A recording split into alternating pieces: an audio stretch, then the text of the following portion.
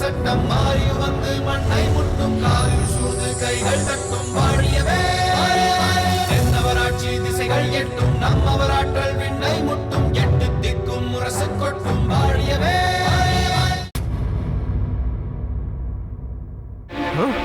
என்ன அரசே,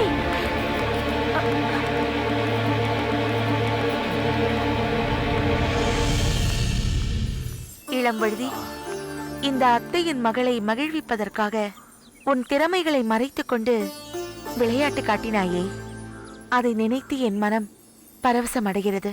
மூடனே, உன்னை நினைத்து நான் என்னென்ன கற்பனைகள் செய்து கொண்டிருக்கிறேன். இப்படி மன்னருக்கு முன்னால் வந்து என் மானத்தை வாங்கிவிட்டாய். நல்ல வேளையாக அவசர காரியமாக மன்னர் சென்று விட்டார். நிறுத்துங்கள் தந்தை. இப்போது என்ன நடந்து விட்டது என்று இப்படி உழகிக் கொண்டிருக்கிறீர்கள்?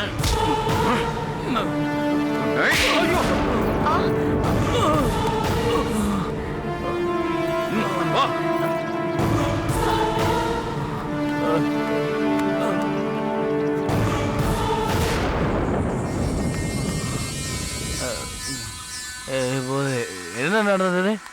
உங்கள் தந்தையார் உங்களை பளார் என்று அறைந்து விட்டு சென்று விட்டார். என்ன நடந்தது?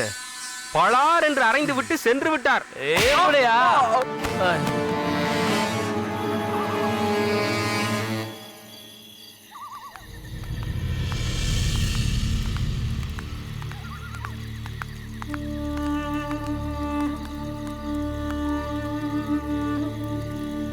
சரியா?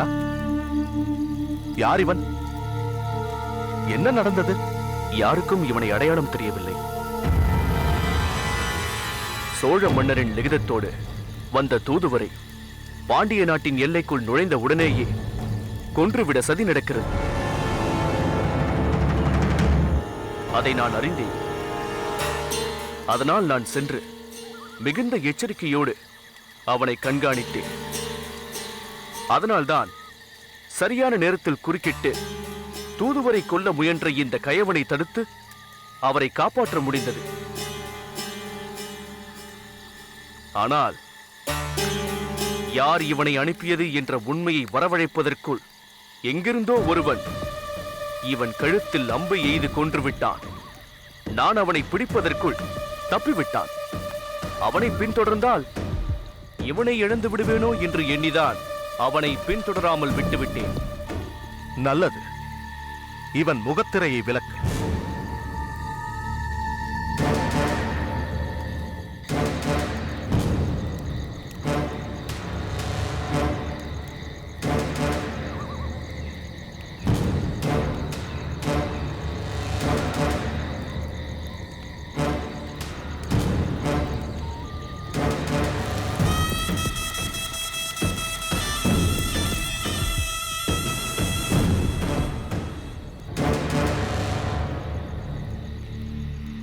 இதுவரை நான் இவனை இங்கு பார்த்ததில்லையே. அறிவுடையாரே, தங்களுக்கு இவன் யார் என்று தெரிகிறதா? இல்லை மன்னவா, இவன் நமது அரண்மனையை சார்ந்தவன் அல்ல. எதை கொண்டு சொல்கிறீர்கள்? இவனது தோளில் சங்கு போன்ற முத்திரை உள்ளது. இது பாலை நிலத்தில் வாழும் கள்வர்களின் சின்னம். பாலை நிலத்தில் வாழும் இவர்கள் பொருளுக்காக எவரையும் கொல்ல துணிந்தவர்கள். ஆதலால் இங்குள்ள யாரோ ஒருவர் இவனை விலை கொடுத்து வாங்கியிருக்கிறார்கள். அவர்கள் கேட்டதை கொடுக்க முடியாமல் உயிரை கொடுத்து விட்டான். அவர்கள் நோக்கம் நிறைவேறியிருந்தால் பாண்டிய நாட்டிற்கு எவ்வளவு பெரிய களங்கம் ஏற்பட்டிருக்கும். சோழ பாண்டிய உறவு என்பது நமது காலத்தில் நிறைவேற முடியாத கனவாக போயிருக்குமே. அதிலிருந்து காப்பாற்றிய உமது மகன் செழியனை எவ்வளவு பாராட்டினாலும் தகும். செழியா, எங்கே தூதுவர்? அவரை நம் விருந்தினர் மாளிகையில் தங்க வைத்துள்ளேன் மன்னவா. நல்லது. இதோ அவர் கொண்டு வந்த மடன்.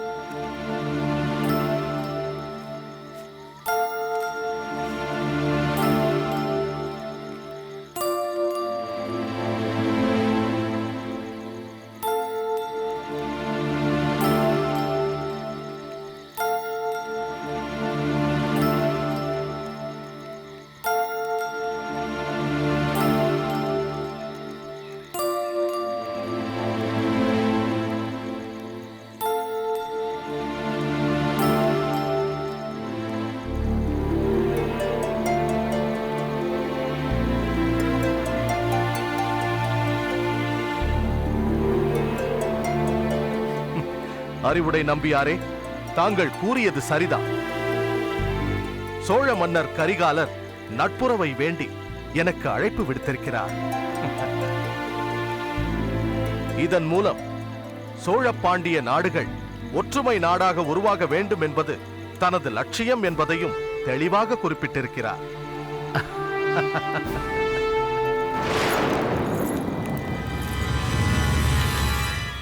லிகிதத்தின் முத்தாய்ப்பாக நடந்தவைகள் நடந்தவைகளாகவே இருக்கட்டும், இனி நடப்பவை நல்லவைகளாக இருக்கட்டும் எனும் அரிய வாசகத்தை எழுதி அவசியம் வரவேண்டும் என்ற அன்பான வேண்டுகோளை எனக்கு விடுத்திருக்கிறார்.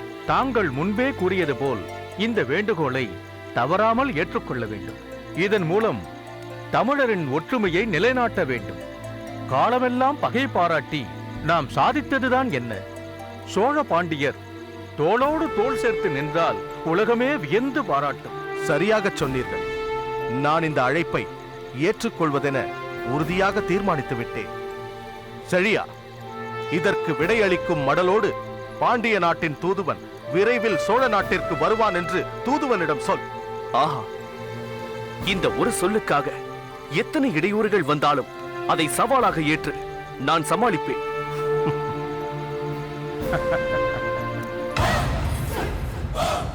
சோழ மன்னர் சிறந்தவரா இல்லை பாண்டிய மன்னர் சிறந்தவரா என்ற கேள்விக்கு தாங்கள் பதில் கூறிவிட்டீர்கள். உண்மையை சொல்ல வேண்டுமென்றால் தமிழனே சிறந்தவன் என்பதை நிரூபித்து விட்டீர்கள். சோழ பாண்டிய உறவு தழைத்தோங்க போகிறது. சோழ மன்னரின் அழைப்பை ஏற்றதன் மூலம் தமிழ் பெருமையை, தமிழ் நாட்டை, தமிழர் பண்பாட்டை தாங்கள் பெருமைப்படுத்தி விட்டீர்கள். உண்மையான பெருமை உனக்குத்தான். மாதரை கொன்றார் உண்டெனினும் வந்த தூதரை கொன்றார் இல்லை என்பார்கள். ஆனால் எமது நாட்டில் அத்தகைய விபரீதம் நிகழ இருந்தது. அதையும் எளிதாக ஏற்று அற்புதமாக நீ சமாளித்து விட்டாய். சோழ நாட்டிலிருந்து வந்த தூதுவனுக்கு எனது அன்பு பரிசாக பொற்காசுகளை வழங்கிவிடு. கூடிய விரைவில் பாண்டிய நாட்டிலிருந்து சோழ நாட்டிற்கு தூதுவன் வருவான் என்ற விவரத்தையும் கூறிவிடு. ஆகட்டும் மன்னா.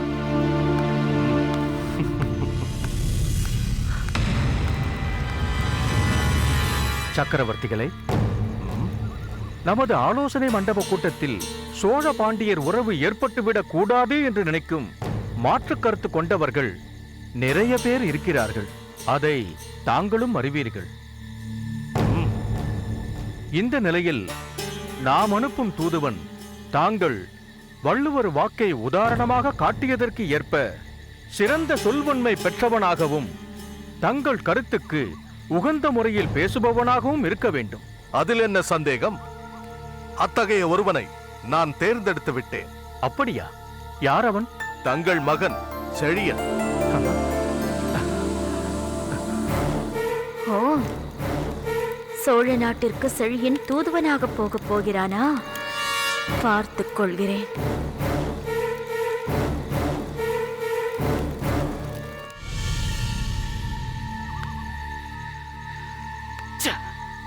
சோழ நாட்டு தூதுவனை காப்பாற்றி விட்டான் அந்த செழியன். அந்த தூதுவன் மன்னரிடம் சென்று அந்த ஓலையை தந்து விட்டான். நான் போட்ட திட்டங்கள் அனைத்தும் தவிடுபடியாகிவிட்டது. இதற்கு நடுவில் ஒரு விஷயத்தை நினைத்து நீ மகிழ வேண்டும் மைந்தா. தூதுவனை கொல்வதற்கு நீ அனுப்பிய ஆறலை கல்வனை யார் அனுப்பியது என்ற வினாவிற்கு விடை சொல்லியிருந்தால் நாம் இந்நேரம் நாட்டை விட்டே ஓடி இருக்க வேண்டும். ஆனால் அதற்கு முன்பே அவன் கொல்லப்பட்டு விட்டான். அதற்கும் ஒருவனை அனுப்பி வைத்தவனே நான் தானே. ஏனென்றால் ஒரு காரியத்திற்காக நாம் ஒருவனை நியமிக்கும் போதே அவனை கண்காணிப்பதற்காக மற்றொருவனையும் அனுப்பி வைப்பேன். அதனால் தான் அவன் கண்டம் அசைந்து உண்மை வெளிவருவதற்குள் அவன் கழுத்தில் அம்பு பாய்ந்தது. அந்த பிணத்தை மாமன்னரும் செழியனின் தந்தை அறிவுடை நம்பியும் பார்த்து பார்த்து குழம்பி போனார்களாம். யார் அவன் என்று புரியாமல் தவித்தார்களாம். அதற்காகத்தானே நான் கானகத்தில் இருந்த ஒரு கல்வனை கொண்டு வந்தேன். நாட்டுக்குள்ளேயே நுழைந்திராத காட்டுவாசியை அவர்களால் எப்படி கண்டுபிடிக்க முடியும்? இனி செழியன் என்ன செய்ய போகிறான் என்பதைத்தான் நான் பார்க்க வேண்டும்.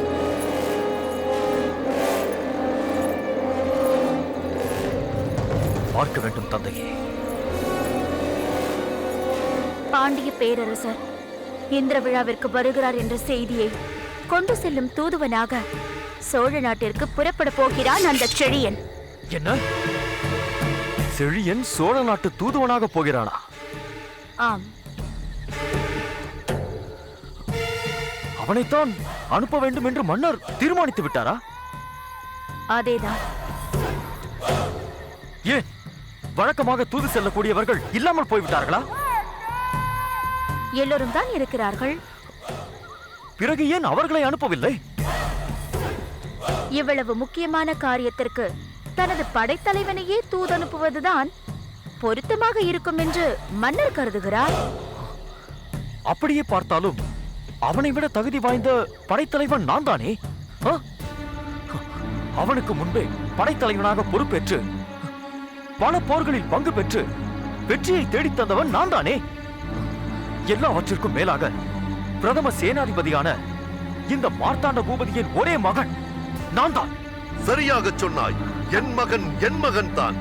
அப்பா, இதற்காக அண்ணன் ஏன் இவ்வளவு கோபப்பட வேண்டும்? அந்த செழியன் போனால் என்ன, வேறு எவர் போனால் என்ன? சோழ பாண்டியர்களிடையே உறவு ஏற்பட்டால் என்ன, ஏற்படாமல் போனால் என்ன? அப்பா, என் மனதில் ஒரு லட்சியம் இருக்கிறது. நான் அதை நிறைவேற்றும் பொழுது அந்த செழியன் முதல் அத்தனை பேரும் என் காலடியில் நின்று என்னை வணங்கியாக வேண்டும். கருங்குழலி, என்னம்மா சொல்கிறாய்? இளவரசர் இளம் வழுதிக்கு படிப்படியாக என் மீது ஈடுபாடு ஏற்படும்படி செய்து கொண்டிருக்கிறேன். வலையில் சிக்கிய மீனை போல் அவர் என் விழி என்னும் வலையில் அகப்படும் காலம் நெருங்கிவிட்டது. அந்த இளம் வழுதியை திருமணம் செய்து கொண்டு நான் அரசியாகும் பொழுது என் அண்ணனை ஒரு குறுநில மன்னனாக நான் ஆக்கிவிட மாட்டேனா?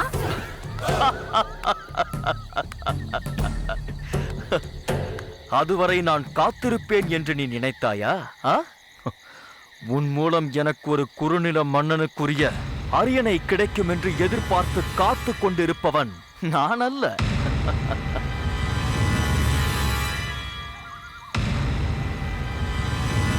அதற்கு முன்பே இடையில் ஏற்படும் தடைகளை உடைத்து நான் இந்த பேரரசின் அரியணையை கைப்பற்றுவேன். பலே பலே, சரியான போட்டி. மகனாக இருந்தால் என்ன, மகளாக இருந்தால் என்ன, நம் குடும்பத்தில் ஒருவர் அந்த அரியணையில் அமர வேண்டும். அதுதான் எனக்கு வேண்டும். பார்க்கலாம். மணிமாறா, உங்களுக்குள் ஏற்பட்டிருக்கும் இந்த போட்டியை கண்டு நான் பெருமைப்படுகிறேன். என் காலத்தில் செழியனின் தந்தைக்கு கீழ் பணிபுரியும் நிலை ஏற்பட்டது போல் நீ உன் காலத்தில் செழியனுக்கு கீழே இருக்கவே கூடாது. கவலைப்படாதீர்கள் தந்தையே. முதலில் என் பாதையில் அடிக்கடி குறுக்கிடும் அந்த செழியனை அகற்றி விடுகிறேன். அப்பொழுதுதானே என் குறிக்கோள் நிறைவேறும். நிறைவேறும். நீ சொல்வதும் சரிதான். மாமன்னரின் செய்தியோடு தூதுவனாக செல்லும் செழியனின் செல்வாக்கு இதன் மூலம் மேலும் உயரும். கரிகாலன் அவனை பற்றி பெருவழுதியிடம் பெருமையாக பேசிவிட்டால் அவன் உன்னை மட்டுமல்ல என்னையும் கடந்து நமக்கு மேலான நிலைக்கு சென்று விடுவான். அந்த அளவிற்கு அவனை நான் விட்டு வைப்பேன் என்று நினைக்கிறீர்களா? இல்லை. சோழ நாட்டிற்கு செல்லும் செழியனை மீண்டும் இங்கு உயிரோடு திரும்ப விட மாட்டேன். எங்கு சென்றான், என்ன ஆனான் என்று தெரியாதபடி அவனை அழித்து விடுவேன்.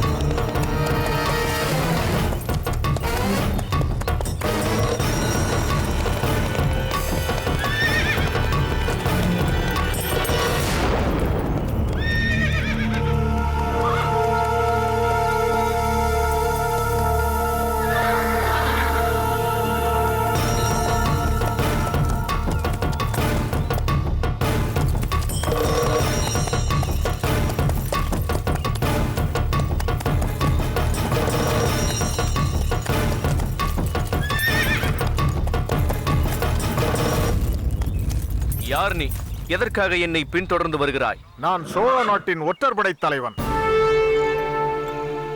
ஒவ்வொரு நாளும் இவ்வழியே எத்தனை பேர் செல்கிறார்கள், அவர்கள் யார், எதற்காக வருகிறார்கள் என்பதையெல்லாம் கண்காணிக்க வேண்டியது எனது பொறுப்பல்லவா? அதிலும் பாண்டிய நாடு இன்று வரையிலும் எங்களுக்கு பகைப்பட்ட நாடு. அங்கிருந்து ஒருவர் வருகிறார் என்றால் அவரை நாங்கள் எச்சரிக்கையாக கண்காணிக்க வேண்டாமா? இவ்வளவும் சொன்ன உனக்கு இங்கிருக்கும் சோழ மன்னர் பாண்டிய மன்னருடன் நட்பு பாராட்ட விரும்புகிறார். இந்திர விழாவிற்கு வர வேண்டும் என்று பெருவழுதி பாண்டியருக்கு அழைப்பு விடுத்திருக்கிறார் என்பது உமக்கு தெரியாதா? ஓ, அப்படியானால் பாண்டிய மன்னரிடமிருந்து ஒரு தூதுவர் வரப்போவதாக சொன்னார்களே, அந்த தூதுவரா? ஆம், அதே தூதுவன் தான். தங்கள் பெயர்? செழியன். செழியன்? பெருவழுதி பாண்டியரின் அன்புக்கு பாத்திரமான படைத்தலைவர் செழியன் என்று சொன்னார்களே, அந்த செழியனா? அதே செழியன் தான். என்னை மன்னித்து விடுங்கள். நான் தங்களை இப்படி பின்தொடர்ந்தேன் என்று எங்கள் மன்னருக்கு தெரிந்தால் என்னை மன்னிக்கவே மாட்டார். அதற்காக கவலைப்படாதே, நான் இதை பற்றி அங்கு பேச மாட்டேன். நீ உன் கடமையைத்தானே செய்தாய், அதற்காக நான் உன்னை பாராட்டுகிறேன். சோழ மன்னர் கரிகால் வளவரிடம் பணிபுரியும் ஒவ்வொருவரும் எவ்வளவு எச்சரிக்கையாக இருக்கிறார்கள் என்பதற்கு நீயே உதாரணம். அவரை பற்றி விரிவாக சொல்.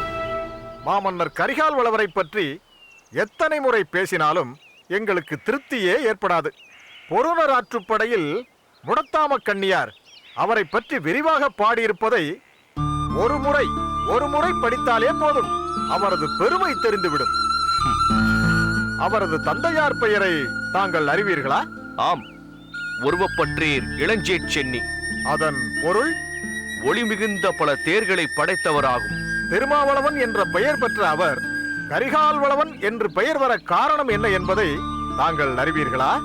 பகைவர்கள் அவர் தங்கியிருக்கும் இடத்தில் பெரும் நெருப்பு வைத்த போது அதிலிருந்து வீரத்தோடு போராடி வெளிவந்த அவருக்கு கால் மட்டும் கருகிவிட்டது. அதனால் கரிந்த கால் கரிகாலர் என ஆகி அவர் கரிகால் வளவர் என பெயர் பெற்றார். உனக்கும் ஒரு பாண்டிய நாட்டு வீரனை பார்த்து திருமணம் செய்து வைத்து விடுகிறேன். போங்களப்பா. திருமணம் என்றதும் வெட்கத்தை பாரேன். நான் வருகிறேன். மா, ஐயாவ படிச்சு வச்சிருக்க. அவரை படிச்சதுனால தாண்டா வாழ முடியுது. நீ வேணும்னா பாரு, இதோட முடிவு எப்படி இருக்கும்னு.